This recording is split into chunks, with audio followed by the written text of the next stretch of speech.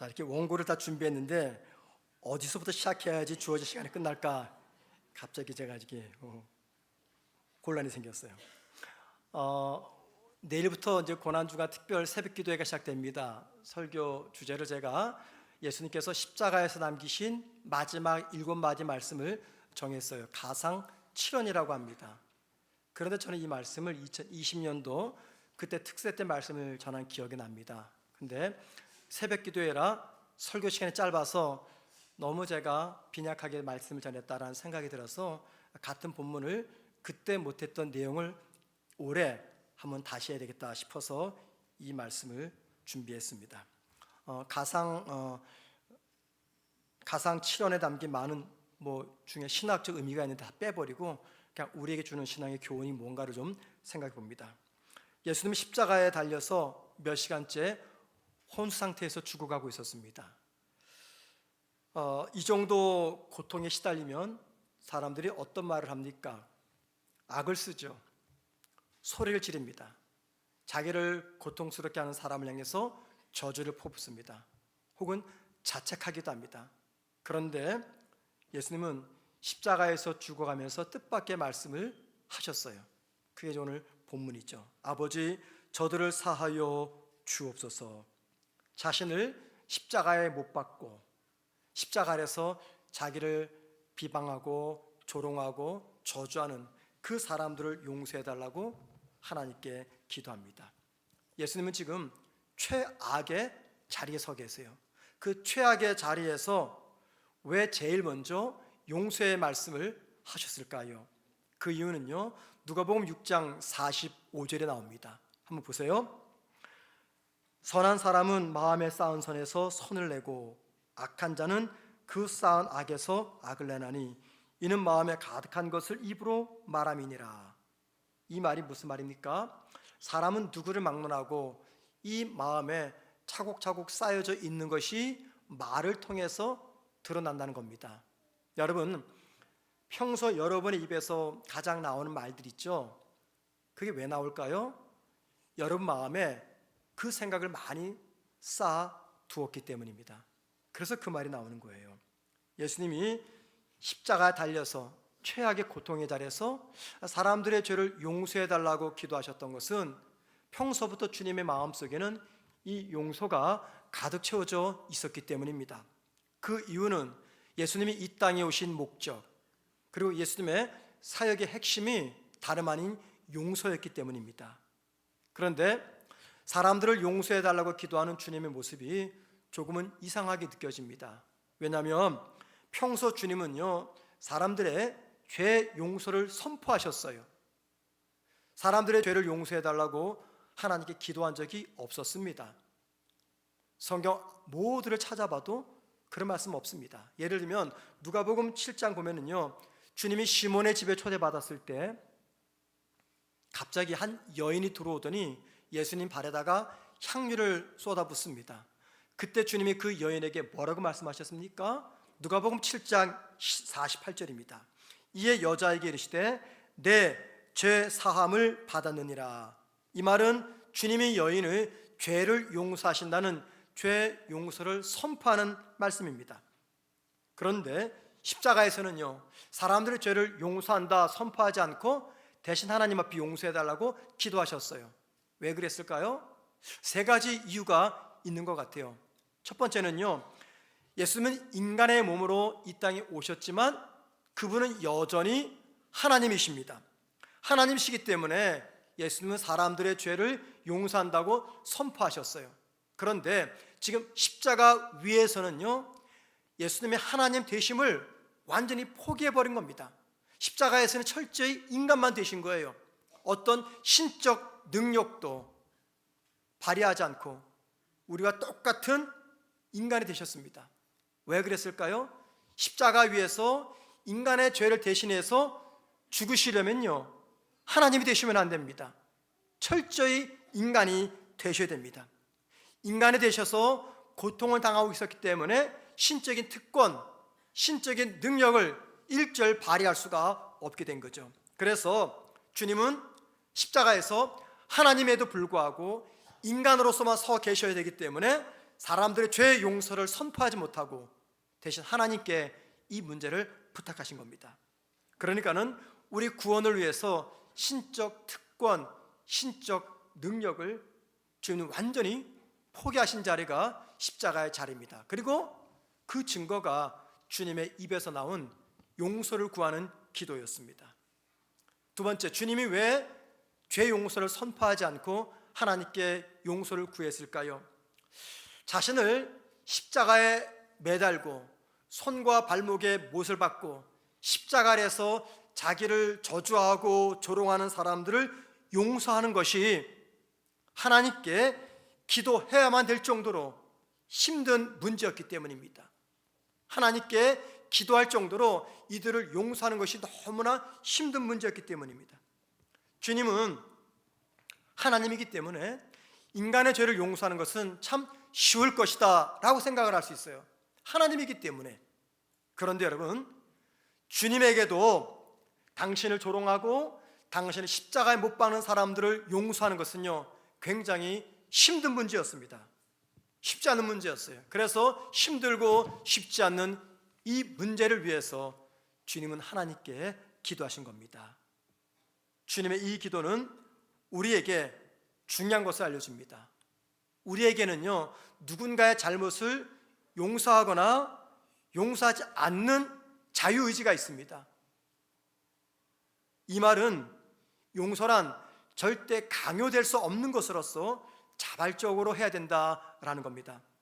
문제는 뭐냐면 우리에게 용서할 자발적 마음이 생기지 않는다는 거예요. 왜 그렇습니까? 나를 힘들게 하는 사람을 내가 용서하는 거, 이게 정말 힘들기 때문입니다. 주님이 그런 상황에 놓여 있는 저와 여러분에게 무슨 말씀을 하십니까? 나처럼 기도해봐라 말씀하시는 거예요. 세 번째입니다. 주님이 십자가에서 하나님께 용서를 구한 이유는요, 용서의 주체가 하나님이시고 용서의 주권이 하나님께 있었기 때문입니다. 하나님이 용서의 주체가 되시고 하나님에게 용서의 주권이 있다, 이 말은 굉장히 논쟁적인 이야기입니다. 영화 밀양을 보면은 우리가 잘 아는 이야기가 있죠. 시내가 고향 밀양에 살게 되었을 때 아들이 죽게 됩니다. 그리고 시내는 아들이 죽고 나서 고통스러운 시간을 보내다가 아들을 죽인 살인자, 가해자를 내가 용서해야 되겠다 하는 마음을 가져요. 그래서 이 살인자가 수감되어 있는 교도소를 찾아갑니다. 그런데 뜻밖에도 이 살인자 얼굴이 너무나 좋아 보이는 거예요. 그 시내가 이렇게 말하죠. 얼굴이 좋아 보이네요. 그러자 살인자가 뭐라고 말합니까? 예, 제가 이 교도소에 와서 하나님이 내 죄를 용서하시는 은혜를 입었습니다. 그 말을 전해들은 시내는요, 하나님께 따지고 분노합니다. 왜냐하면 자기 아들을 살인한 그 살인자를 용서할 수 있는 피해자는 오직 자기뿐인데 하나님이 자기 허락도 없이 살인자를 용서해 주셨기 때문입니다. 신의 말에 따르면 피해자가 용서하기 전까지 하나님은 절대 용서하시면 안 됩니다. 그런데 용서와 관련해서 신의와 다른 입장이 있습니다. 예수님 당시 종교 지도자들은요, 사람들의 잘못을 용서하는 권한은 오직 하나님께만 있다고 믿었습니다. 하나님이 용서의 주체자이며 하나님이 용서의 주관자입니다. 그래서 예수님이 사람들의 죄를 용서한다라고 선포하셨을 때 예수님이 하나님의 권한을 공격한다, 침해한다라고 생각해서 분노했습니다. 누가복음 5장 21절입니다. 서기관과 바리새인들이 생각하여 이르되 이 신성 모독하는 자가 누구냐? 그 다음 보세요. 오직 하나님 외에 누가 능히 죄를 사하겠느냐? 하나님만이 용서의 주체자고 하나님만이 용서의 주권을 가지고 있습니다. 맞습니다, 여러분. 분명히 용서는 하나님에 속한 것입니다. 용서의 주체는 하나님이고 용서의 주권은 하나님께 있습니다. 이게 우리의 신앙 고백입니다. 그렇다면 예수님이 사람들의 죄를 용서하셨어요. 그 이유가 무엇입니까? 그 이유는 예수님이 하나님이셨기 때문입니다. 그런데 종교 지도자들은 이 사실을 몰랐어요. 어떤 사실이요? 예수님이 하나님 되심에 몰랐기 때문에 죄를 용서하는 예수님께 분노한 겁니다. 자, 그런데 여러분, 진짜 놀라운 일이 뭔지 아십니까? 하나님만이 하실 수 있는 이 용서의 권리, 이 권리를 주님께서 저와 여러분에게 이양하셨다는 겁니다. 하나님이 용서의 주체이고 하나님에게 용서의 주권이 있습니다. 그래서 사람의 잘못을 용서할 수 있는 분 하나님뿐입니다. 그런데 그 하나님이 저와 여러분에게 사람의 잘못을 용서해라 라고 말씀하셨어요. 이게 무슨 말입니까? 하나님이 용서라는 이 당신의 권리를 저와 여러분에게 이양하셨다는 말입니다. 이 말은 이런 거예요. 우리가 누군가의 잘못을 용서할 때 그것은요, 내가 용서하는 것이 아니라 내 안에 계신 하나님이 나를 통해서 그를 용서하는 겁니다.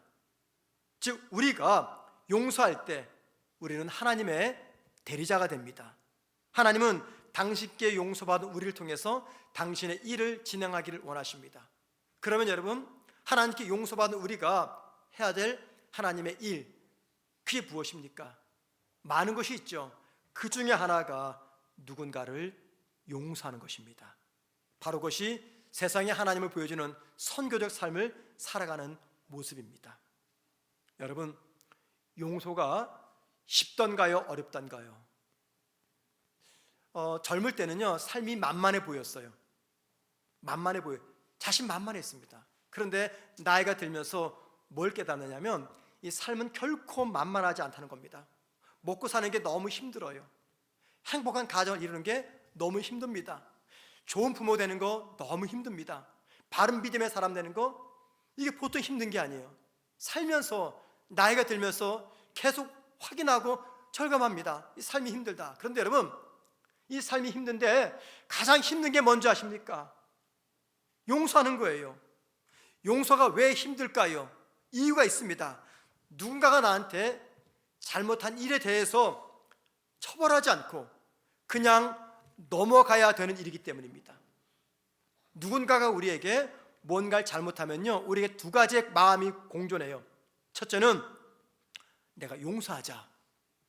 둘째는 용서하지 말고 그에 따른 대가를 내가 지불해 주자. 용서와 대가 지불. 대가 지불은 다른 말로 말하면 정의입니다. 정의. 그러니까 용서와 정의, 이 두 가지 마음이 우리 교차됩니다.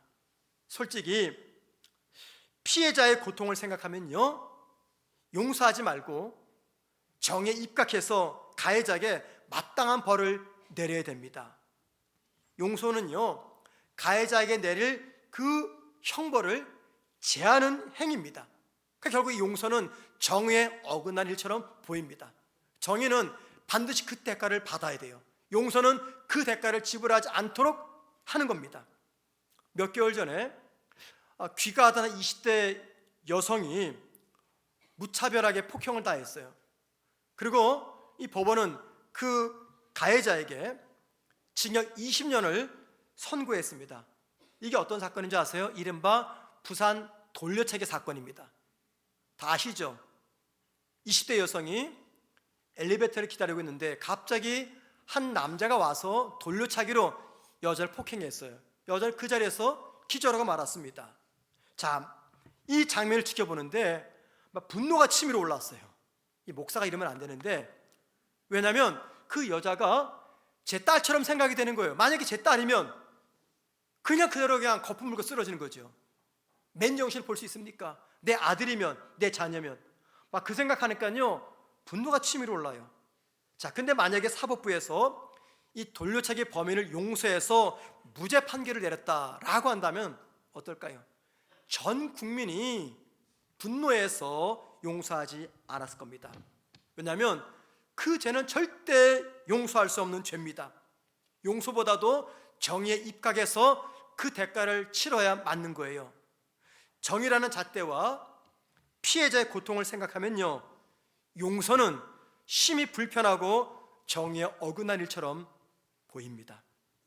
자, 그렇다면 여러분, 사람들의 죄를 용서해달라라고 기도하는 주님은 정의를 무시한 채 용서라고 하는 이 부정의를 주장하고 있는 것입니까? 또는 용서하라는 주님의 명령을 따라서 다른 사람의 죄를 용서한 우리는요, 정의를 무시한 채 부정의를 주장하고 있는 것입니까? 아닙니다. 주님이 용서의 기도를 하시고 우리에게 용서하라라고 말씀하시는 이유는 용서가 정의에 어긋나는 일이 아니라 용서는 정의의 실천이기 때문입니다. 그런데 주님은 용서는 하되 그냥 용서하지 않으셨어요. 그들의 잘못이 무엇인가를 지적하셨어요. 우리가 누군가의 잘못을 용서한다, 그 말은요, 그 사람의 잘못을 무조건 덮어준다, 그 말이 아닙니다. 그의 잘못이 무엇인지 말해야 됩니다. 그리고 가해자는 자신의 잘못된 행동을 시정하기 위해서 자신의 잘못을 분명히 알아야 됩니다. 이게 정의의 시작입니다. 오늘 본문 34절 말씀 보면 주님 이렇게 기도하십니다. 아버지, 저들을 사하여 주옵소서. 그 다음에 자기들이 하는 것을 알지 못함이니이다. 자기들이 하는 것. 만약에 주님이 아버지, 저들을 용서해 주세요, 거기까지만 기도하셨다면 참 애매모호한 기도입니다. 이건 정의의 기도가 아닙니다. 그런데 그 뒤에 그들의 죄가 무엇인지를 정확하게 말씀하셨어요. 자기들이 하는 짓, 어떤 짓입니까? 예수님을 십자가에 매달고 손과 발목에 못을 박고 십자가 아래서 예수님을 비웃고 조롱하는 짓, 이게 바로 자기들이 하는 짓입니다. 주님은 사람들의 잘못을 무조건 덮어주지 않았습니다. 그들의 잘못이 무엇인지 말했습니다.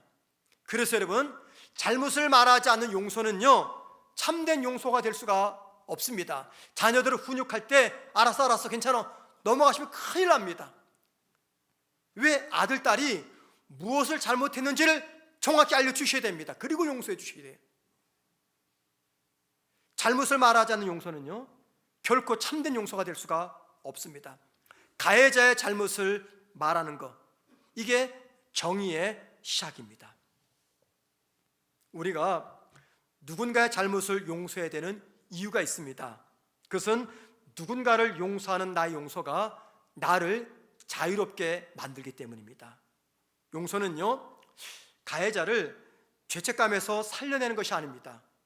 용서는 가해자가 아니라 나를 살리고 나의 분노의 감정, 마음의 상처 등을 자유롭게 만들어주는 겁니다.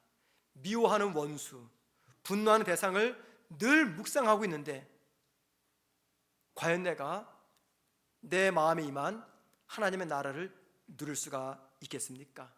어떻게 그런 내 마음에 하나님의 나라가 임할 수가 있겠습니까? 만약에 원수가 내 마음을 장악하게 되면은요, 나는 천국이 아닌 지옥 같은 삶을 살게 될 것입니다. 그렇기 때문에 누군가를 미워하고 누군가를 증오한다는 것은 소중한 내 인생을 괴롭히면서 전쟁 속에 살아가게 만드는 겁니다. 누군가를 내가 용서한다는 것은요, 원수를 내 마음 중심, 내 마음 보좌에 앉게 하지 않겠다라는 선언입니다. 자, 생각해 보세요. 가상칠언의 첫 말씀이 용서입니다. 두 번째 말씀은 뭘까요? 낙원입니다. 낙원. 왜 처음이 용서고 왜 두 번째가 낙원일까요? 여러분, 주님이 저와 여러분에게 천국을 약속하셨어요. 낙원을 약속하셨어요. 그 천국의 약속이 나의 약속이 되고 나의 현실이 되기 위해서는 뭐하라고 말씀하는 겁니까? 용서의 삶을 살아라. 용서라는 걸림돌을 뛰어넘어라 말씀합니다. 그래서 용서하지 않으면 하나님 나라를 내가 누리지 못합니다. 왜 그렇습니까? 용서하지 않는 내 마음은 언제나 전쟁터이기 때문입니다. 여러분, 용서가 안 되십니까? 아무리 노력해도 그 사람이 용서가 되지 않습니까? 그런데 여러분, 그거 아십니까? 우리 주님도 용서가 안 되셨어요. 그래서 주님이 하나님께 저들을 용서해달라고 십자가 고통 중에서 용서를 구하는 기도를 하신 겁니다. 용서란 죽기보다 싫은 일이에요. 나한테 잘못한 그 사람의 잘못을 내가 그냥 덮어주어야 되기 때문에 이게 죽기보다 힘든 일입니다. 용서의 마음을 달라고, 용서할 수 있는 용기를 달라고 부르짖어 기도하지 않으면 안 되는 일, 그게 바로 용서입니다. 자, 여러분, 용서가 하기 싫습니다. 도무지 수십 번, 골백 번을 생각해도 용서할 자신이 없고 용서할 수가 없습니다. 그런데 주님은 용서하라 말씀하십니다. 용서하지 않으면 나는 결코 내 심령에 임한 하나님의 나라 누리지 못하고 언제나 내 마음속에서는 전쟁이 벌어집니다. 내 마음 중심의 보좌에서 이 용서를 거절하는 악함을 제거해야 되는데 어떻게 하면 이게 가능합니까? 주님께서 우리들에게 답을 알려주시죠. 나도 그랬단다. 그래서 내가 하나님께 기도했단다 말씀하십니다. 여러분, 우리의 삶의 목표가 무엇입니까? 여러분의 삶의 가치가 무엇입니까? 무엇 때문에 살아가십니까? 성도의 삶의 목표, 삶의 가치는요, 궁극적으로 하나님을 높이는 겁니다. 이걸 다른 말로 말하면 하나님을 영화롭게 하는 것이고 하나님께 영광을 돌리는 겁니다. 바울이 그랬습니다. 먹든지 마시든지 무엇이든지 하나님의 영광을 위해 살아라가. 하나님의 영광을 위한 삶, 이게 어떤 삶입니까? 내가 하는 그 일을 통해서 세상 사람들에게 내가 만난 하나님을 알리는 거고 내가 체험한 하나님 어떤 분인가를 소개하는 겁니다. 이걸 다른 말로 말하면 선교적 삶입니다. 그러니까는 하나님께 영광을 돌린다는 최고의 삶, 바로 그것은 선교적 삶입니다. 문제는 무엇으로 그런 삶을 살 수 있느냐라는 겁니다. 우리 입에서 쉬지 않고 터져 나오는 예수 그리스도에 대한 이야기입니까? 그것도 중요합니다. 하지만 때로는요, 100마디 말보다 한 번의 행동이 더 강력한 영향을 끼칠 수가 있습니다. 그 한 번 행동, 그게 무엇일까요? 용서입니다. 용서. 주님의 이름으로 그를 용서할 때 하나님은 영광을 받으시고 그 용서 때문에 다시 한번 나는 하늘나라를 이 땅에서 누릴 수가 있습니다. 이거 힘든 일입니다. 만만치 않습니다. 내 힘으로 절대 안 됩니다. 하나님께 은혜를 구하셔야 됩니다. 여러분, 지금 어떤 분 때문에 여러분 마음이 천국이 아니라 지옥을 경험합니까?